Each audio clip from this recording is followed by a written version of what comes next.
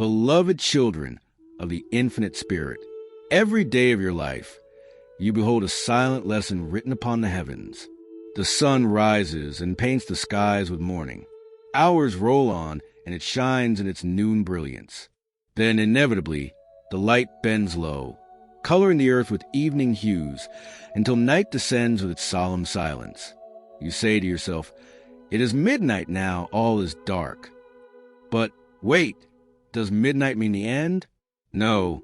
Beyond midnight, inevitably, comes the dawn again. Morning smiles once more upon the weary earth. So it is with the greater cycles of the universe.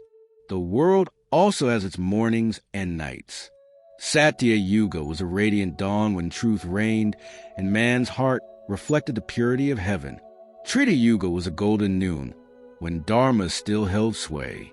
Dwapara Yuga was a dusky evening when light began to fade. And now, humanity has descended into Kali Yuga, the deep midnight of time. But listen carefully. Even in this midnight, there are two kinds of souls. At 3 or 4 in the morning, some are still sinking deeper into slumber. Yet, at that very same hour, others are rising from sleep, preparing for prayer, for meditation, for a new beginning. Which are you? Will you slumber in ignorance, or will you awaken in spirit? To remain asleep means to dwell in delusion. When anger erupts within you and you say, "I had no choice but be angry," you are asleep. When ego whispers, "I am greater, I am better, I must be praised," you are asleep. When desire binds you and sadness enslaves you, you are asleep.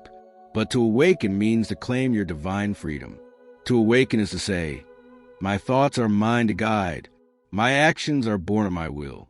I am the soul, child of the infinite, and I live by truth and love."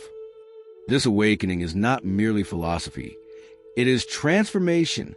Say within yourself, with all the power of your heart, "I am not a dweller of Kali Yuga. I am a soul of Satya Yuga.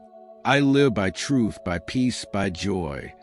Even the very repetition of this thought fills the heart with new light. And imagine the power when you begin to live it day by day. Remember, when one lamp is lit, it illumines a path for others. When one soul awakens, his presence alone uplifts all around him. Even as in a household, when one member rises early and lights a lamp, others still try to sleep, grumbling against the noise of his movement. But eventually, the light, the activity, awakens them too. So it is with you. If you remain steady in calmness and kindness amidst the anger of others, your peace will awaken them. Either you awaken others, or they drag you into their slumber. Guard your light, beloved ones, and do not let it flicker. But how shall we remain awake? How shall we hold the flame of the soul against the winds of delusion? The answer is simple. Charge your battery every morning. The soul, like a lamp, grows dim unless it is fed with oil. The battery, exhausted from many incarnations, must be connected again to the powerhouse of the infinite. That connection is meditation, communion with God. Every morning, take one sacred hour. Fill that hour with divine wisdom, with stillness, with prayer, with meditation. That 1 hour will bless the 23 that follow.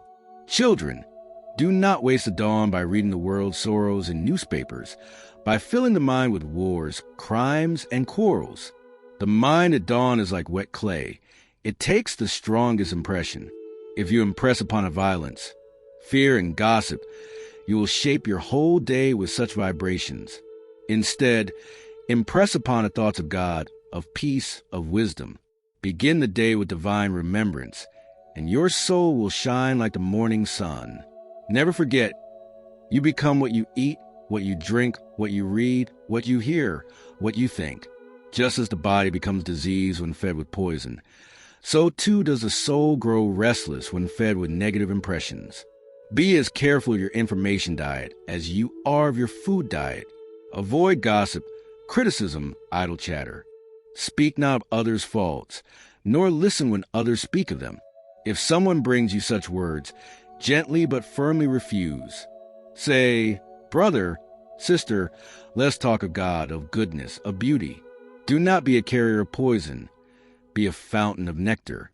Let your home be heaven on earth. When you cook, let your thoughts be of love, of healing, of God's blessings, so that the food becomes prasad, sanctified offering. Do not earn money through impure means, for impure money poisons a home. Let every coin you bring be blessed by honesty and service, so that it may carry peace into the food it purchases and the family it sustains. Let your water be pure, your food sattvic, your thoughts holy. Then your dwelling will become a temple of joy. And remember always, you are not a slave. You are the master of your mind and senses. Do not say, I cannot give up this anger, this habit, this addiction. Such words are lies against the majesty of the soul. Say instead, I am the soul. I am free. By God's power within me, I cast away this weakness forever, and the divine force will flow into you, strengthening your will, making you master again. So each morning, children of the Spirit, give yourself this sacred hour.